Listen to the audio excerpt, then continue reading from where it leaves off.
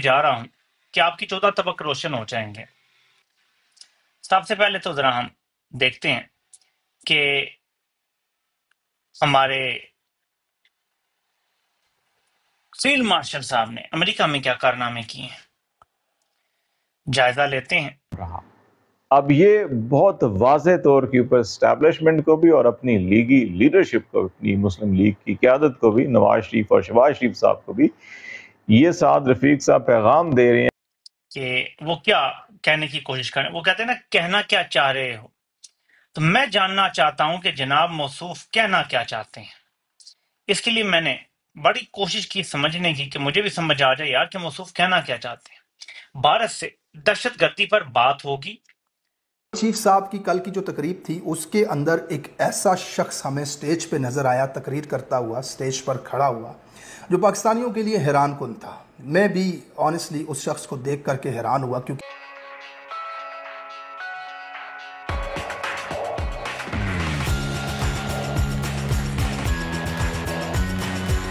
نمسکار دوستوں پاکستان کا army chief Asim Munir جس طرح کے کارنامے اس وقت امریکہ میں کر رہا ہے، اسے سن کر پاکستانیوں کو کافی زیادہ غصہ آ رہا ہے، کیونکہ عاصم منیر اتنی لمبی پھینک رہا ہے کہ پاکستانیوں کو اس پر بالکل بھی یقین نہیں ہو رہا، کیونکہ پاکستان کا آرمی چیف دنیا کا سب سے بے وقوف آدمی ہے۔ یہی کارن ہے کہ پاکستانیوں کو بھی اپنی فوج پر رتی بھر بھی بھروسہ نہیں ہے کہ وہ اس قابل ہے کہ وہ بھارت سے جنگ میں مقابلہ کر سکے۔ کیول لمبی پھینکنا ہی جانتے، اس کے علاوہ اور کچھ نہیں جانتے۔ چاہتے تو 20 بھارتی طیارے مار گراتے، مگر جنگ کے دوران اخلاقیات کا خیال رکھ کر مثال قائم کی گئی۔ یہ وہ شخص بات کر رہا ہے اخلاقیات کی، جس نے ماں بہنوں کو ریپ کی دھمکیاں دے کے لوگوں سے پارٹیاں چھڑوائیں، کسی کی بیوی کے ساتھ بیڈ روم میں اپنا فوجی بھیج کے اور فون کروایا گیا خامند کو کہ پارٹی چھوڑتے ہو یا پھر اگلا قدم اٹھائیں۔ وہ بندہ اخلاقیات کی بات کر رہا ہے، کیا مت ویسے ہی نہیں آ جانی، اس کی وجہ ہوگی۔ اب نعرے بھی وہاں لگے اور سب کچھ ہوا، لیکن میں اس سے بھی زیادہ عجیب و غریب کہانی آپ کو بتانے لگا۔ مجھے یقین تو نہیں آ رہا، لیکن صحافی شاہد اسلم، جنہوں نے احمد نورانی کے ساتھ مل کے باجوہ کے 12 ارب ڈالر کی سٹوری میں کوئی کردار ادا کیا تھا، 12 ارب روپے کا جو اس کی جائیدادیں نکلی تھیں، جس کی وجہ سے یہ گرفتار بھی ہوئے تھے، انہوں نے کوئی بڑا دعویٰ کیا ہے۔ یہ شاہد اسلم کیا کہتے ہیں، میں ذرا پڑھتا ہوں اور آپ کو یہ پورا ان کا تھریڈ پڑھ کے بتاتا ہوں۔ لکھتے ہیں، نیا یا پرانا نہیں بلکہ حقیقی پاکستان دیکھنا چاہتا ہوں۔ جنرل عاصم منیر، خواب میں اللہ کے ایک بندے ملے جس کے بعد بھارت کے خلاف آپریشن کا نام بنیانو مرصوص رکھا۔ آرمی چیف نے بتایا کہ دونوں کے الفاظ کو جمع کریں تو 10 بنتا ہے۔ اس روز 10 نہیں تھا، اور اگر ضرب دیں تو 25 یعنی 2025 بنتا ہے۔ آپ کو یہ پورا تھریڈ میں بتاتا ہوں پڑھ کے کہ کس قسم کے دعوے کیے گئے ہیں، اور امریکہ میں جو لوگ ہیں وہ کنفرم کریں گے، پھر ظاہر ہے میں تو صرف ان کی رپورٹ کی گئی چیز آپ کو پڑھ کے سنا رہا ہوں۔ بھارت کے حوالے سے آرمی چیف نے کہا کہ پہلگام حملے سے پاکستان کا کوئی تعلق نہیں، یہ ان کی سیکیورٹی ناکامی تھی۔ اگر بھارت 4 بندے بھی روک نہیں سکتا تو 7 لاکھ فوج کشمیر میں کیوں رکھی ہوئی ہے؟ ہمیں تڑیاں لگاتے ہو، دھمکیاں دیتے ہو، تم ہوتے کون ہو؟ My dog is dog and your dog is Tommy. وہ انگلش میں نہیں بنتی ہے ویسے ضرب المثل، لیکن بس بول دی، میرا کتا پتہ نہیں کتا اور تمہارا کتا ٹامی، اینی وے۔ لیکن جو کہانی یہاں ڈال رہا ہے، اگر وہ بلوچستان میں کس نے امپلیمنٹ کر دی تو کیا ہوگا؟ جو آپ کہتے ہیں کہ 1500 صرف لوگ ہیں، تو آپ 7.5 لاکھ سے وہ 1500 کیوں نہیں قابو ہوتے؟ یہی دعویٰ کیا بھارت نہیں کر سکتا؟ تو بہرحال ایک اور آگے بات سنیں، میں واحد تھا جو کہتا تھا پاکستان کی معیشت بہتر ہوگی۔ میں پاکستان کو 2030 میں G20 اور 2047 میں G10 میں دیکھنا چاہتا ہوں۔ 2047 تک موصوف رہنا چاہتے ہیں اور پاکستان کو G10 میں ڈال کے جائیں گے، ایسے نہیں جائیں گے۔ 2047 تک اگلا پلان بنائے بیٹھا ہے، 22 سال آگے دیکھ رہا ہے، یعنی تا حیات چیف رہنا چاہتا ہے اور امید یہ کر رہا ہے کہ 80 سال تک جیے گا، تو جب تک زندگی ختم نہیں ہو جاتی تب تک چیف رہے گا۔ آگے سنیں، army chief general Asim Munir کا خطاب میں انہوں نے کہا کہ امریکہ کے ساتھ بہت جلد نایاب معدنیات کا $1 ملین معاہدہ کرنے جا رہے ہیں۔ جی ہاں، معدنیات بیچنے جا رہے ہیں امریکہ۔ مزید نیچے لکھتے ہیں کہ ایک دفعہ امریکہ کے ساتھ معدنیات کا یہ معاہدہ ہو جائے، پھر دیکھتا ہوں اللہ کے علاوہ کون سی طاقت ہمیں ترقی سے روکے گی۔ یعنی امریکہ کو اپنی معدنیات ساری حوالے کر کے ہم ترقی کر جائیں گے۔ یہ کوئی ایسا میریکل ہونے لگا ہے کہ معدنیات تو امریکہ لے جائے گا، ہمیں کچھ تھوڑا بہت پیٹنٹس دے دے گا، جو گریں گے کرمز وہ ہمیں دے دے گا، لیکن ہم امیر ہو جائیں گے۔ یہ شیخ چلی کے خواب۔ مزید کہا کہ بہت جلد کشمیر کے حوالے سے ایک اچھی خبر ملے گی۔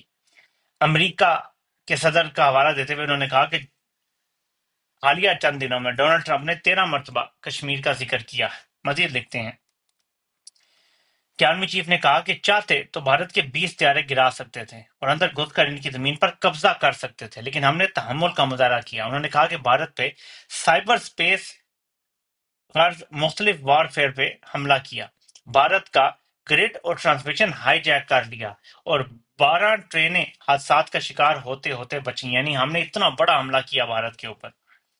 آرمی چیف نے مزید کہا کہ پاکستانی شہریوں پہ حملوں کی اجازت نہیں دوں گا۔ انہوں نے کہا کہ جنگ کے دوران ایک میزائل غلطی سے ٹارگٹ سے ہٹ کر چل گیا اور انہیں خدشہ تھا کہ بھارت میں شہری آبادی پر گر سکتا ہے، لیکن وہ کینٹ کے علاقے میں گرا اور ہماری غلطی کو بھی اللہ نے ٹھیک کر دیا۔ واہ جی، اللہ کی خاص مدد تھی بھائی، ان سے غلطیاں بھی نہیں ہوتی۔ سب سے اہم، مزید اپنے کتاب میں کہہ دیا کہ جو کوئی بھی اچھا کام کرے اسے سراہا جانا چاہیے۔ اب پاکستان میں اچھا کام کو سپورٹ کرے۔ لائٹر نوٹ پہ انہوں نے مزید کہا کہ بندہ تو بندہ، اگر کوئی کتا بھی وزیر اعظم بن کر اچھا کام کر رہا ہو تو اسے سپورٹ کرنا چاہیے۔ یعنی اردلی سے کتا ہی بنا دیا سیدھا سیدھا کہ اچھا کام کر رہا ہے، کتا بھی ہے تو اس کو سپورٹ کرو۔ آرمی چیف نے ایران کے حوالے سے کہا کہ پاکستان پوری طرح سے ایران کو سپورٹ کرتا ہے اور چاہتے ہیں کہ جو بھی ڈی ایسکیلیشن ہو۔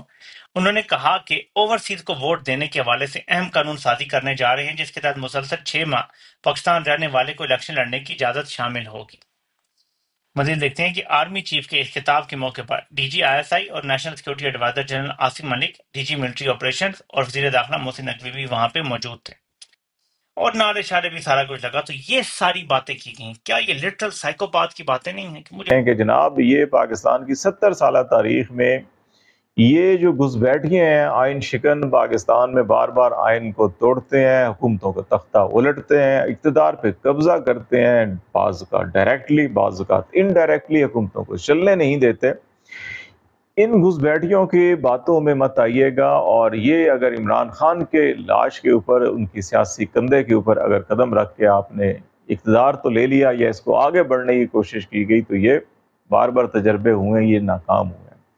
یہ آپ نے دیکھ لیا کہ ماضی میں آپ ایک کو گرائیں، دوسرے کو گرائیں، تیسرے کو گرائیں، چوتھے کو گرائیں، یہ جو بند کمروں کے اندر جو سازشیں ہوتی ہیں، ان سازشوں کے نتیجے میں جو رجیم چینج ہوتے ہیں وہ پائیدار نہیں ہوتے۔